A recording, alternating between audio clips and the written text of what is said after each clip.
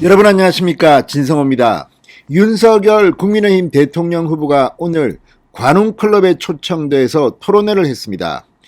반면 이재명 민주당 대선 후보는 코로나19 확진자와 접촉한 사실이 알려지면서 지금 대기 중입니다. 일정을 다 취소했습니다.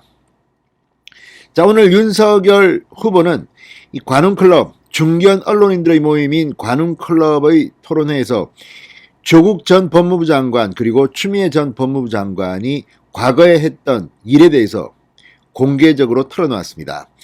그때는 검찰총장이었기 때문에 말하지 못했던 것을 이제 다 이야기했습니다. 특히 특수통 검사들을 검찰총장인 윤석열이 인사했다 이런 이야기들에 대해서 조국 전 장관이 사실상 대부분 했다는 사실을 밝혔습니다. 또 손준성 검사, 이른바 고발 사주 의혹과 관련한 손준성 검사에 대해서도 이야기를 했습니다. 추미애 전 장관의 관계가 주목됩니다. 자, 이외에도 부인 김건희 씨의 논문 표절 의혹 등에 대해서도 담담히 있는 그대로 이야기했습니다.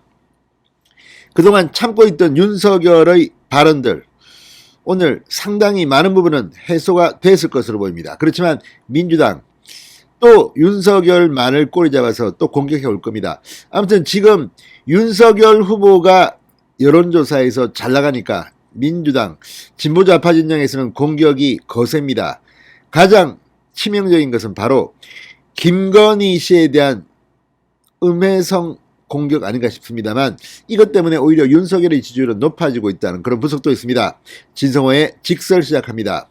방송에 앞서 아직 진성호 방송에 구독자가 아니신 분은 붉은색 구독 버튼 눌러주십시오. 더 좋은 방송으로 보답하겠습니다. 자, 이제 윤석열 후보에게 거칠 것은 별로 없어 보입니다. 오늘 담담하게 중견 언론인 모임 관훈클럽의 질문에 답했습니다. 자, 이렇게 말했습니다. 내가 검찰 인사를 특수통으로 전형했다는 얘기는 조국 전 법무부 장관 수사 이후부터 여권에서 만들어낸 얘기다 이렇게 말했습니다. 자, 오늘 서울중구 프레스센터에서 열린 관훈클럽 초청 토론회에서 윤석열 후보는 검찰총장 취임 예정자로 검사장급 인사를 했지만 당시 검사장 배치는 80% 이상을 조국 민정수석이 했다고 보면 된다 이렇게 말했습니다. 자, 이렇게 당당하게 이야기를 하는 것은 다 근거가 있지 않겠습니까? 조국이 했다는 겁니다. 민정수석이. 그리고 그 다음에 법무부 장관으로 조국은 옵니다. 취임 후 사흘 내에 빨리 인사를 마무리하라고 해서 면밀하게 관여할 시간도 없었다. 전행했다는 건 말이 안 된다. 현직 검찰총장 신분이었기 때문에 언론에 대응을 안 했을 뿐이지 사실 총장에게 검찰 인사를 다 맡기는 정부는 없다. 이렇게 말했습니다. 실질적으로 역대 대통령들의 검찰 인사 청와대 민정 라인에서 대부분 한다고 합니다. 그게 쭉 관행처럼 이어져 왔다고 하는데 아무튼 윤석열 후보가 모처럼 조국을 끄집어냈습니다. 그러면서 주로 승진 인사에 대해 의견을 냈고 개별 인물에 대해 평가를 했을 뿐이다. 그중 몇 사람은 의견이 반영돼 승진한 사람이 있지만 의사와 달리 검사장 달리 배치된 게 대부분이었다. 이렇게 말했습니다. 다 자기들끼리 하지 않았겠습니까?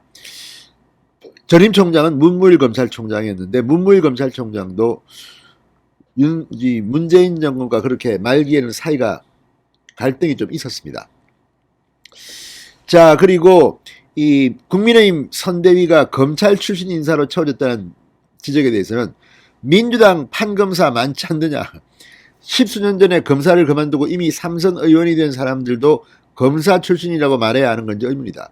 사실 권성동 이 김도읍 등등 옛날에 검사를 그만둔 사람들이 많습니다. 홍준표 의원도 마찬가지입니다. 검사 출신이라고 하지만 언제 그만뒀습니까? 지금 정치인이죠. 그런 사람들이 많이 들어와 있습니다.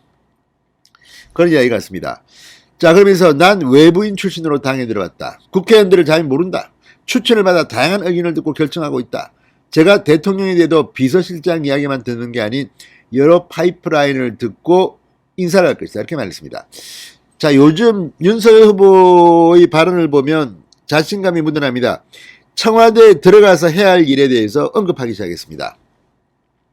또 이른바 고발사주 의혹, 공수처가 지금 수사하면서 망신을 당하고 있는 여기에 대해서, 그리고 부산저축은행 부실사 의혹에 대해서도 자신에게 제기된 의혹에 대해서 담담히 설명했습니다.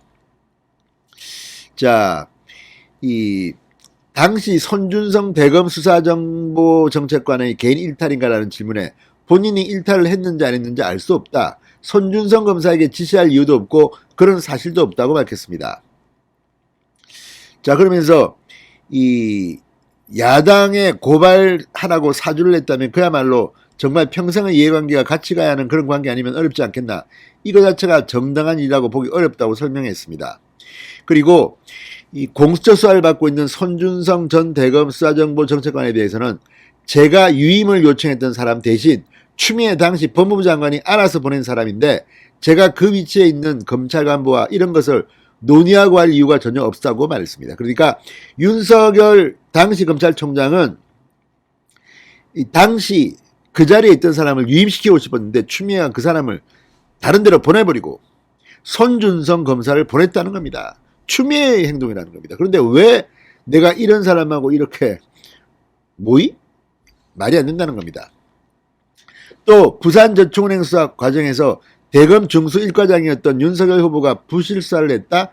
이 의혹에 대해서는 부실이라고 운운하는 것은 어불성설이다. 대검 중수부에서 수사를 하면서 대장동 사업 관련 진술도 못 받았고 증거가 확보된 것도 아니고 파악이 안 된 상태였다. 부산저축은행 사건은 고객에게 엄청난 피해를 주고 수조 원의 공적 자금이 투입된 사건이다. 청와대 관계자를 사법 처리하고 청와대 수석비서관까지 구속하는 마당에 어느 누구도 거액의 커미션을 수수했다는 걸 알았다면 그건 아마 대통령이 봐달라고 해도 그런 일이 절대 없어질 거로 확신한다고 말했습니다. 자, 대장동 건에 대해 빠졌다고 한다면 대장동 부분은 부산저축은행이 SPC를 만들어서 자기들이 지분을 갖고 시행사업자와 일정한 지분을 공유하면서 편법으로 대출해 준 게 아니라 대장동 사업자에게 직접 해준 것으로 본다고 말했습니다. 아무튼 오늘 윤석열 후보는 질문 답변에 상당히 자신이 있는 것처럼 보였습니다. 자, 그리고 이 부인 문제, 김건희 씨의 코바나 컨텐츠 기획 전시, 기업 협찬 늘었다는 데 대해서도 의혹이 문제가 없다는 취지로 답했습니다. 그리고 민주당이 부인 김건희 씨를 향해 각종 의혹을 제기하며 공세 수위를 높이는 데 대해서는 명백한 선거 개입이라고 일축했습니다.